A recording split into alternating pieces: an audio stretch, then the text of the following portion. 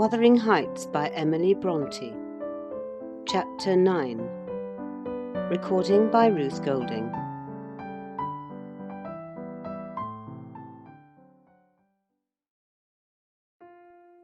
He entered, vociferating oaths dreadful to hear, and caught me in the act of stowing his son away in the kitchen cupboard.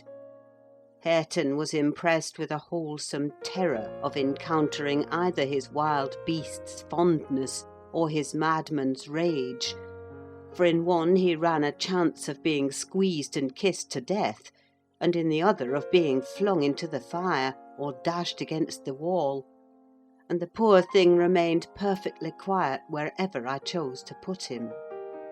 "There, I found it at last!"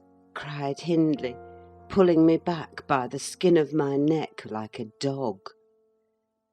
"By heaven and hell you've sworn between you to murder that child. I know how it is now, that he is always out of my way, but with the help of Satan I shall make you swallow the carving knife, Nelly. You needn't laugh, for I've just crammed Kenneth head downmost in the Black Horse Marsh, and 2 is the same as 1. And I want to kill some of you. I shall have no rest till I do." "But I don't like the carving knife, Mr. Hindley," I answered. "It has been cutting red herrings. I'd rather be shot, if you please." "You'd rather be damned," he said. "And so you shall. No law in England can hinder a man from keeping his house decent, and mine's abominable. Open your mouth." He held the knife in his hand, and pushed its point between my teeth. But for my part I was never much afraid of his vagaries. I spat out, and affirmed it tasted detestably. I would not take it on any account. "Oh," said he, releasing me, "I see that hideous little villain is not Hareton. I beg your pardon, Nell. If it be, he deserves flaying alive for not running to welcome me, and for screaming as if I were a goblin. Unnatural cub, come hither. I'll teach thee to impose on a good-hearted, deluded father. Now, don't you think the lad would be handsomer cropped? It makes a dog fiercer, and I love something fierce. Get me a scissors, something fierce and trim.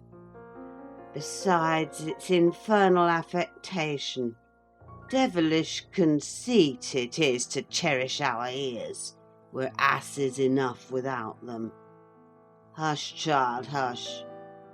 Well, then, it is, my darling. Wish, dry thy eyes. There's a joy. Kiss me. What? It won't? Kiss me, Hareton. Damn thee, kiss me. By God, as if I would rear such a monster. As sure as I'm living, I'll break the brat's neck." Poor Hareton was squalling and kicking in his father's arms with all his might, and redoubled his yells when he carried him upstairs and lifted him over the banister. I cried out that he would frighten the child into fits, and ran to rescue him. As I reached them, Hindley leant forward on the rails to listen to a noise below, almost forgetting what he had in his hands. "Who is that?" he asked, hearing someone approaching the stairs foot. I leant forward also for the purpose of signing to Heathcliff, whose step I recognised, not to come further. And at the instant when my eye quitted Hareton, he gave a sudden spring, delivered himself from the careless grasp that held him, and fell.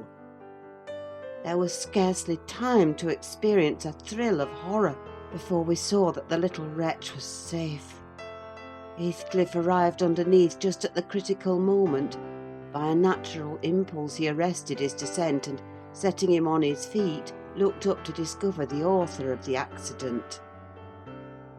A miser who has parted with a lucky lottery ticket for 5 shillings and finds next day he has lost in the bargain £5,000, could not show a blanker countenance than he did on beholding the figure of Mr. Earnshaw above. It expressed plainer than words could do the intensest anguish at having made himself the instrument of thwarting his own revenge. Had it been dark, I dare say he would have tried to remedy the mistake by smashing Hareton's skull on the steps. But we witnessed his salvation, and I was presently below with my precious charge pressed to my heart. Hindley descended more leisurely, sobered and abashed. "It is your fault, Ellen," he said. "You should have kept him out of sight. You should have taken him from me. Is he injured anywhere?" "Injured!" I cried angrily. "If he is not killed, he'll be an idiot. Oh, I wonder his mother does not rise from her grave to see how you use him. You're worse than a heathen, treating your own flesh and blood in that manner." He attempted to touch the child, who, on finding himself with me, sobbed off his terror directly. At the first finger his father laid on him, however, he shrieked again, louder than before, and struggled as if he would go into convulsions. "You shall not meddle with him," I continued. "He hates you. They all hate you. That's the truth. A happy family you have, and a pretty state you've come to." "I shall come to a prettier yet, Nelly," laughed the misguided man, recovering his hardness. "At present, convey yourself and him away. And hark you, Heathcliff, clear you too, quite from my reach and hearing. I wouldn't murder you tonight, unless perhaps I set the house on fire, but that's as my fancy goes." While saying this, he took a pint bottle of brandy from the dresser and poured some into a tumbler. "Nay, don't!" I entreated. "Mr. Hindley, do take warning. Have mercy on this unfortunate boy if you care nothing for yourself." "Anyone will do better for him than I shall," he answered. "Have mercy on your own soul," I said, endeavouring to snatch the glass from his hand. "Not I! On the contrary, I shall have great pleasure in sending it to perdition to punish its maker," exclaimed the blasphemer. "Here's to its hearty damnation!" He drank the spirits and impatiently bade us go, terminating his command with a sequel of horrid imprecations too bad to repeat or remember. "It's a pity he cannot kill himself with drink," observed Heathcliff, muttering an echo of curses back when the door was shut. "He's doing his very utmost, but his constitution defies him. Mr. Kenneth says he would wager his mare that he'll outlive any man on this side Gimmerton, and go to the grave a hoary sinner, unless some happy chance out of the common course befall him." I went into the kitchen and sat down to lull my little lamb to sleep. Heathcliff, as I thought, walked through to the barn. It turned out afterwards that he only got as far as the other side the settle, when he flung himself on a bench by the wall, removed from the fire, and remained silent. I was rocking Hareton on my knee, and humming a song that began: "It was far in the night, in the bairnies' grot, the mither beneath the mools heard that," when Miss Cathy, who had listened to the hubbub from her room, put her head in and whispered, "Are you alone, Nelly?" "Yes, miss," I replied. She entered and approached the hearth. I, supposing she was going to say something, looked up. The expression of her face seemed disturbed and anxious. Her lips were half asunder, as if she meant to speak, and she drew a breath, but it escaped in a sigh instead of a sentence. I resumed my song, not having forgotten her recent behaviour. "Where's Heathcliff?" she said, interrupting me. "About his work in the stable. was my answer. He did not contradict me. Perhaps he had fallen into a doze. There followed another long pause, during which I perceived a drop or two trickle from Catherine's cheek to the flags. Is she sorry for her shameful conduct? I asked myself. That will be a novelty. But she may come to the point. As she will, I shan't help her.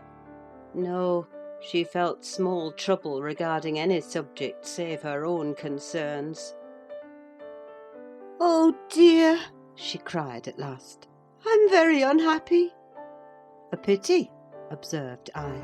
"You're hard to please. So many friends and so few cares, and can't make yourself content." "Nelly, will you keep a secret for me?" she pursued, kneeling down by me, and lifting her winsome eyes to my face, with that sort of look which turns off bad temper, even when one has all the right in the world to indulge it. "Is it worth keeping?" I inquired less sulkily. "Yes, and it worries me, and I must let it out. I want to know what I should do. To-day, Edgar Linton has asked me to marry him, and I've given him an answer. Now, before I tell you whether it was a consent or denial, you tell me which it ought to have been." "Really, Miss Catherine, how can I know?" I replied. "To be sure, considering the exhibition you performed in his presence this afternoon, I might say it would be wise to refuse him. Since he asked you after that, he must either be hopelessly stupid or a venturesome fool." "If you talk so, I won't tell you any more," she returned, peevishly rising to her feet. "I accepted him, Nelly. Be quick and say whether I was wrong." "You accepted him? Then what good is it discussing the matter? You have pledged your word, and cannot retract." "But say whether I should have done so, do!" she exclaimed in an irritated tone, chafing her hands together and frowning. "There are many things to be considered before that question can be answered properly," I said sententiously. "First and foremost, do you love Mr. Edgar?" "Who can help it? Of course I do," she answered. Then I put her through the following catechism. For a girl of 22, it was not injudicious. "Why do you love him, Miss Cathy?" "Nonsense, I do. That's sufficient." "By no means. You must say why." "Well, because he is handsome and pleasant to be with." "Bad," was my commentary. "And because he is young and cheerful." "Bad still." "And because he loves me." "Indifferent, coming there." "And he will be rich, and I shall like to be the greatest woman of the neighbourhood, and I shall be proud of having such a husband." "Worst of all. And now say how you love him." "As everybody loves. You're silly, Nelly." "Not at all. Answer." "I love the ground under his feet, and the air over his head, and everything he touches, and every word he says. I love all his looks, and all his actions, and him entirely and altogether. There now." "And why?" "Nay, you're making a jest of it. It is exceedingly ill-natured. It's no jest to me," said the young lady, scowling and turning her face to the fire. "I'm very far from jesting, Miss Catherine," I replied. "You love Mr. Edgar because he is handsome and young and cheerful and rich, and loves you. The last, however, goes for nothing. You would love him without that, probably; and with it you wouldn't unless he possessed the 4 former attractions." "No, to be sure not. I should only pity him. Hate him, perhaps, if he were ugly and a clown." "But there are several other handsome, rich young men in the world; handsomer, possibly, and richer than he is. What should hinder you from loving them?" "If there be any, they're out of my way. I've seen none like Edgar." "You may see some, and he won't always be handsome and young, and may not always be rich." "He is now, and I have only to do with the present. I wish you would speak rationally." "Well, that settles it. If you have only to do with the present, marry Mr. Linton." "I don't want your permission for that. I shall marry him, and yet you have not told me whether I'm right." "Perfectly right, if people be right to marry only for the present. And now let us hear what you are unhappy about. Your brother will be pleased. The old lady and gentleman will not object, I think. You will escape from a disorderly, comfortless home into a wealthy, respectable one. And you love Edgar, and Edgar loves you. All seems smooth and easy. Where is the obstacle?" "Here and here," replied Catherine, striking one hand on her forehead and the other on her breast. "In whichever place the soul lives. In my soul and in my heart I'm convinced I'm wrong." "That's very strange. I cannot make it out." "It's my secret. But if you will not mock at me, I'll explain it. I can't do it distinctly, but I'll give you a feeling of how I feel." She seated herself by me again.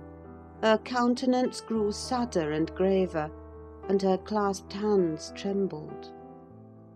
"Nelly, do you never dream queer dreams?" she said, suddenly, after some minutes' reflection. "Yes, now and then," I answered. "And so do I. I've dreamt in my life dreams that have stayed with me ever after, and changed my ideas. They've gone through and through me like wine through water, and altered the colour of my mind. And this is one. I'm going to tell it, but take care not to smile at any part of it." "Oh, don't, Miss Catherine!" I cried. "We're dismal enough without conjuring up ghosts and visions to perplex us. Come, come, be merry and like yourself. Look at little Hareton. He's dreaming nothing dreary. How sweetly he smiles in his sleep." "Yes, and how sweetly his father curses in his solitude. You remember him, I dare say, when he was just such another as that chubby thing, nearly as young and innocent. However, Nelly, I shall oblige you to listen. It's not long, and I've no power to be merry to-night." "I won't hear it! I won't hear it!" I repeated hastily. I was superstitious about dreams then, and am still, and Catherine had an unusual gloom in her aspect that made me dread something from which I might shape a prophecy and foresee a fearful catastrophe. She was vexed, but she did not proceed. Apparently taking up another subject, she recommenced in a short time. "If I were in heaven, Nelly, I should be extremely miserable." "Because you are not fit to go there," I answered. "All sinners would be miserable in heaven." "But it is not for that. I dreamt once that I was there." "I tell you I won't hearken to your dreams, Miss Catherine. I'll go to bed," I interrupted again. She laughed and held me down, for I made a motion to leave my chair. "This is nothing," cried she. "I was only going to say that heaven did not seem to be my home, and I broke my heart with weeping to come back to earth, and the angels were so angry that they flung me out into the middle of the heath on the top of Wuthering Heights, where I woke sobbing for joy. That will do to explain my secret as well as the other. I've no more business to marry Edgar Linton than I have to be in heaven, and if the wicked man in there had not brought Heathcliff so low, I shouldn't have thought of it. It would degrade me to marry Heathcliff now. So he shall never know how I love him, and that not because he's handsome, Nelly, but because he's more myself than I am. Whatever our souls are made of, his and mine are the same, and Linton's is as different as a moonbeam from lightning, or frost from fire." Ere this speech ended, I became sensible of Heathcliff's presence. Having noticed a slight movement, I turned my head and saw him rise from the bench and steal out noiselessly. He had listened till he heard Catherine say it would degrade her to marry him, and then he stayed to hear no further. My companion, sitting on the ground, was prevented by the back of the settle from remarking his presence or departure, but I started and bade her hush. Why? She asked, gazing nervously round. Joseph is here, I answered, catching opportunely the roll of his cartwheels up the road. And Heathcliff will come in with him. I'm not sure whether he were not at the door this moment. Oh, he couldn't overhear me at the door, said she. Give me Hareton while you get the supper, and when it is ready, ask me to sup with you. I want to cheat my uncomfortable conscience, and be convinced that Heathcliff has no notion of these things. He has not, has he? He does not know what being in love is. I see no reason that he should not know as well as you, I returned. And if you are his choice, he'll be the most unfortunate creature that ever was born. As soon as you become Mrs. Linton, he loses friend and love and all. Have you considered how you'll bear the separation, and how he'll bear to be quite deserted in the world? Because Miss Catherine— He quite deserted? We separated? She exclaimed with an accent of indignation. Who is to separate us, pray? They'll meet the fate of Milo. Not as long as I live, Ellen, for no mortal creature. Every Linton on the face of the earth might melt into nothing before I could consent to forsake Heathcliff. Oh, that's not what I intend. That's not what I mean. I shouldn't be Mrs. Linton were such a price demanded. He'll be as much to me as he has been all his lifetime.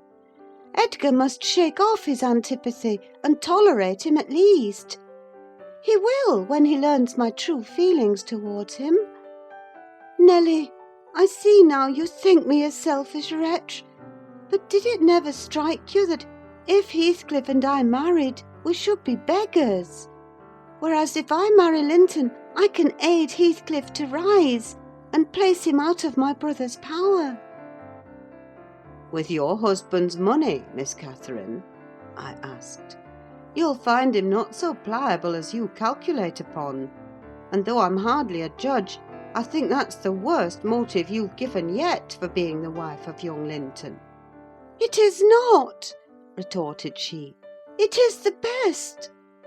The others were the satisfaction of my whims, and for Edgar's sake, too, to satisfy him. This is for the sake of one who comprehends in his person my feelings to Edgar and myself. I cannot express it, but surely you and everybody have a notion that there is, or should be, an existence of yours beyond you. What were the use of my creation if I were entirely contained here? My great miseries in this world have been Heathcliff's miseries, and I watched and felt each from the beginning. My great thought in living is himself. If all else perished and he remained, I should still continue to be. And if all else remained and he were annihilated, the universe would turn to a mighty stranger. I should not seem a part of it. My love for Linton is like the foliage in the woods. Time will change it, I'm well aware, as winter changes the trees. My love for Heathcliff resembles the eternal rocks beneath, a source of little visible delight, but necessary. Nelly, I am Heathcliff. He's always, always in my mind, not as a pleasure, any more than I am always a pleasure to myself, but as my own being. So don't talk of our separation again. It is impracticable, and—" She paused, and hid her face in the folds of my gown, but I jerked it forcibly away. I was out of patience with her folly. "If I can make any sense of your nonsense, miss," I said, It only goes to convince me that you are ignorant of the duties you undertake in marrying, or else that you are a wicked, unprincipled girl. But trouble me with no more secrets. I'll not promise to keep them." "You'll keep that?" she asked eagerly. "No, I'll not promise," I repeated. She was about to insist when the entrance of Joseph finished our conversation, and Catherine removed her seat to a corner and nursed Hareton while I made the supper. After it was cooked, my fellow servant and I began to quarrel who should carry some to Mr. Hindley, and we didn't settle it till all was nearly cold. Then we came to the agreement that we would let him ask if he wanted any, for we feared particularly to go into his presence when he had been some time alone. "And how is it that nowt comed in from the field by this time? What's he about? Git idle seat," demanded the old man, looking round for Heathcliff. "I'll call him," I replied. "He's in the barn, I've no doubt." I went and called, but got no answer. On returning, I whispered to Catherine that he had heard a good part of what she said, I was sure, and told how I saw him quit the kitchen, just as she complained of her brother's conduct regarding him. She jumped up in a fine fright, flung Hareton onto the settle, and ran to seek for her friend herself, not taking leisure to consider why she was so flurried, or how her talk would have affected him. She was absent such a while that Joseph proposed we should wait no longer. He cunningly conjectured they were staying away in order to avoid hearing his protracted blessing. They were ill enough for any foul manners, he affirmed, and on their behalf he added that night a special prayer to the usual quarter of an hour's supplication before meat, and would have tacked another to the end of the grace, had not his young mistress broken in upon him with a hurried command that he must run down the road, and, wherever Heathcliff had rambled, find and make him re-enter directly. "I want to speak to him, and I must before I go upstairs," she said. "And the gate is open. He is somewhere out of hearing, for he would not reply, though I shouted at the top of the fold as loud as I could."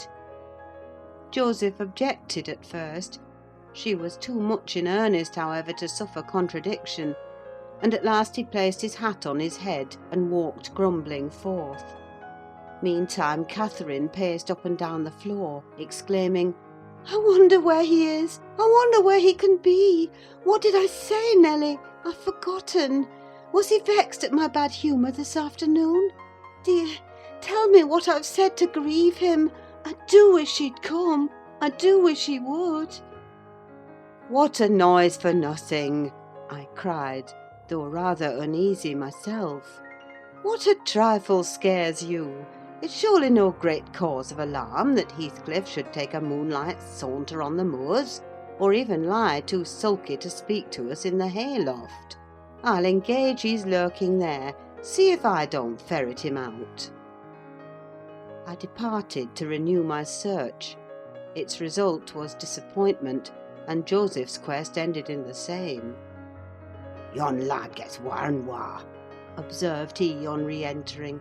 "He's left the gate at full swing, and Mrs. Pony has trodden down 2 rigs of corn and plotted through, right o'er into meadow. Some divot to master'll pledge devil to morn, and he'll do weel. His patience itself not with such careless off-out craters. Patience itself nay he is. But he'll not be so, Alice. Ya see all on ye. Ya mun't drive him out of his head for now." "Have you found Heathcliff, you ass?" interrupted Catherine. "Have you been looking for him, as I ordered?" "I should more like a look for the horse," he replied. "It'd beat him all sense. But I can look for neither horse nor man of a night like this, as black as chimbley. And Heathcliff's known chap to come at my whistle. Happen he'll be less hard hearing with ye." It was a very dark evening for summer. The clouds appeared inclined to thunder, and I said we'd better all sit down. The approaching rain would be certain to bring him home without further trouble. However, Catherine would not be persuaded into tranquillity. She kept wandering to and fro from the gate to the door, in a state of agitation which permitted no repose, and at length took up a permanent situation on one side of the wall near the road, where, heedless of my expostulations and the growling thunder and the great drops that began to plash around her, she remained, calling at intervals, and then listening, and then crying outright. She beat Hareton or any child at a good passionate fit of crying. About midnight, while we still sat up, the storm came rattling over the heights in full fury. There was a violent wind as well as thunder, and either one or the other split a tree off at the corner of the building. A huge bough fell across the roof and knocked down a portion of the east chimney stack, sending a clatter of stones and soot into the kitchen fire. We thought a bolt had fallen in the middle of us, and Joseph swung on to his knees, beseeching the Lord to remember the patriarchs Noah and Lot, and as in former times spare the righteous, though he smote the ungodly. I felt some sentiment that it must be a judgment on us also. The Jonah, in my mind, was Mr. Earnshaw, and I shook the handle of his den, that I might ascertain if he were yet living. He replied audibly enough, in a fashion which made my companion vociferate more clamorously than before, that a wide distinction might be drawn between saints like himself and sinners like his master. But the uproar passed away in 20 minutes, leaving us all unharmed, excepting Cathy, who got thoroughly drenched for her obstinacy in refusing to take shelter, and standing bonnetless and shawlless to catch as much water as she could with her hair and clothes. She came in and lay down on the settle, all soaked as she was, turning her face to the back and putting her hands before it. "Well, miss," I exclaimed, touching her shoulder, "you are not bent on getting your death, are you? Do you know what o'clock it is? 12:30. Come to bed. There's no use waiting any longer on that foolish boy. He'll be gone to Gimmerton, and he'll stay there now. He guesses we shouldn't wait for him till this late hour. At least he guesses that only Mr. Hindley would be up, and he'd rather avoid having the door opened by the master." "Nay, he's noan at Gimmerton," said Joseph. "I's niver wonder but he's at bottom of bog oil. This visitation won't for nowt, and I would have you to look out, miss. Yarmer beat next. Thank Heaven for all. All walks together for good to them as is chosen, and picked out for the rubbage. Ya know what the Scripture says." And he began quoting several texts, referring us to chapters and verses where we might find them. I, having vainly begged the wilful girl to rise and remove her wet things, left him preaching and her shivering, and betook myself to bed with little Hareton, who slept as fast as if every one had been sleeping round him. I heard Joseph read on a while afterwards, then I distinguished his slow step on the ladder, and then I dropped to sleep. Coming down somewhat later than usual, I saw, by the sunbeams piercing the chinks of the shutters, Miss Catherine still seated near the fireplace. The house door was ajar too.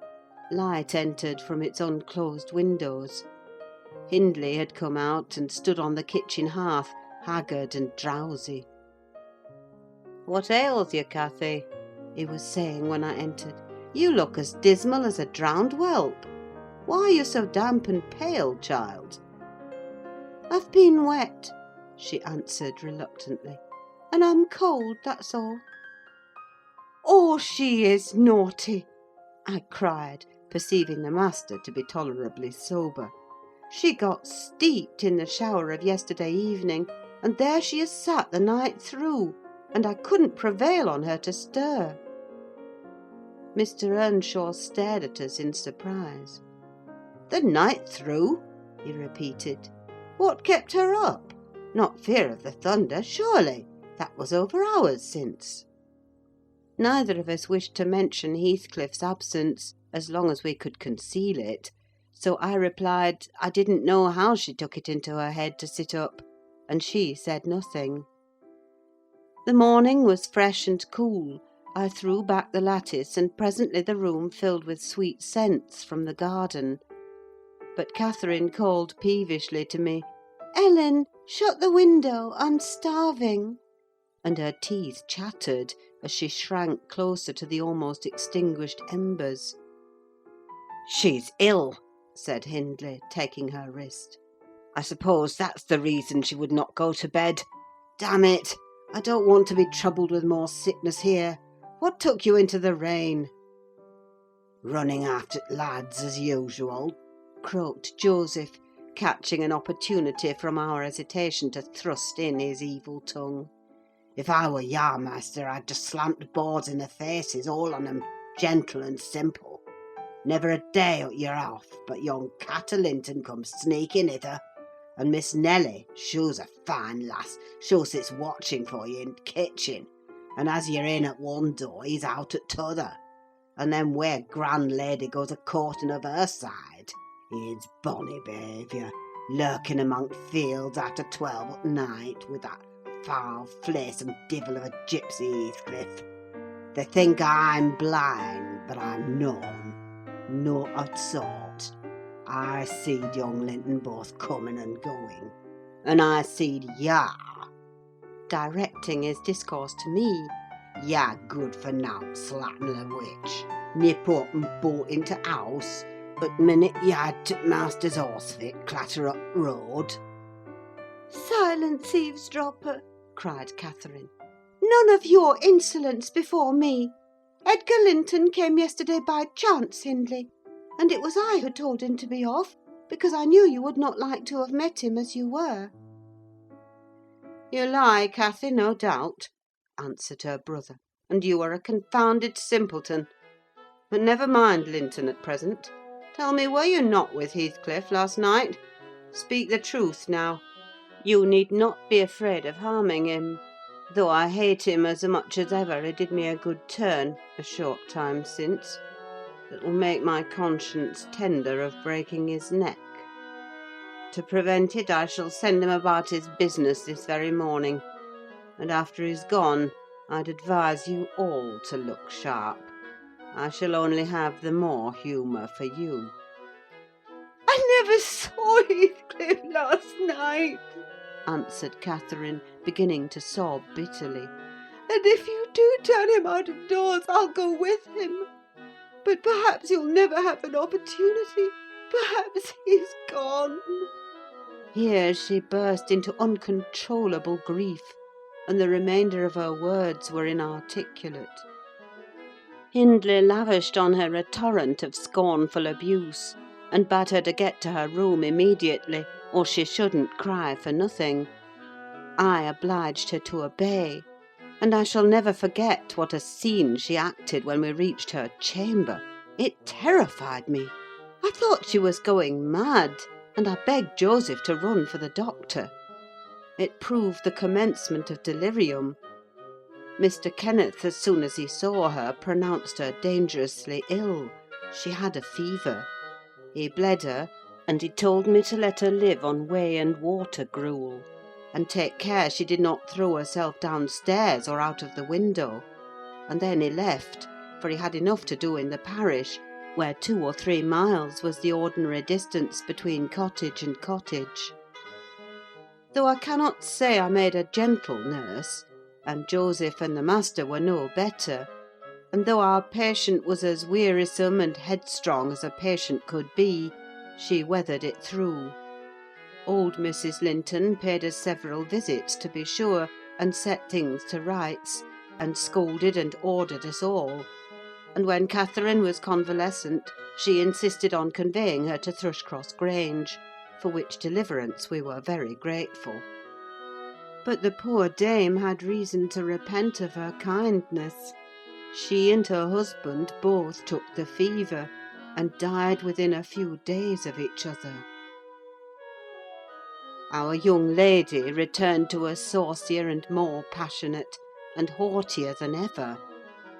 Heathcliff had never been heard of since the evening of the thunderstorm, and one day I had the misfortune, when she had provoked me exceedingly, to lay the blame of his disappearance on her, where indeed it belonged, as she well knew. From that period, for several months, she ceased to hold any communication with me, save in the relation of a mere servant. Joseph fell under a ban also.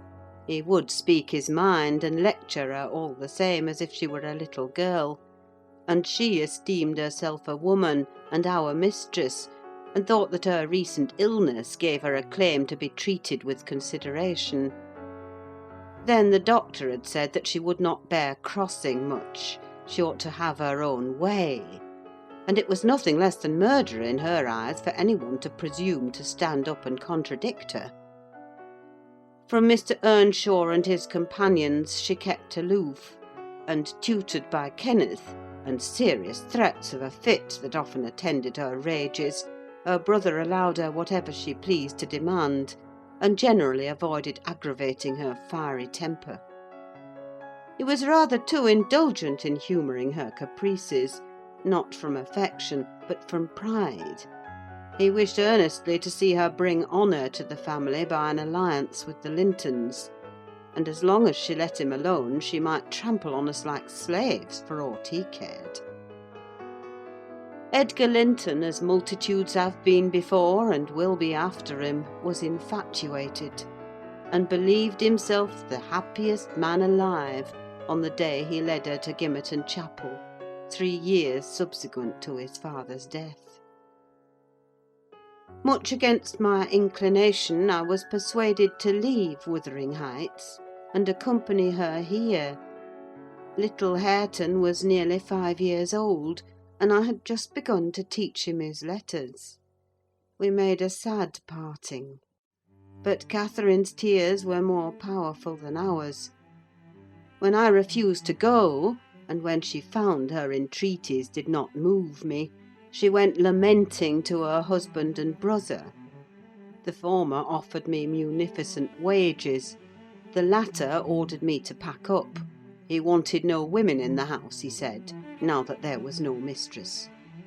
And as to Hareton, the curate should take him in hand by and by. And so I had but one choice left, to do as I was ordered. I told the master he got rid of all decent people only to run to ruin a little faster. I kissed Hareton, said good-bye, and since then he has been a stranger. And it's very queer to think it, but I've no doubt he has completely forgotten all about Ellen Dean, and that he was ever more than all the world to her, and she to him. At this point of the housekeeper's story, she chanced to glance towards the timepiece over the chimney, and was in amazement on seeing the minute hand measure 1:30.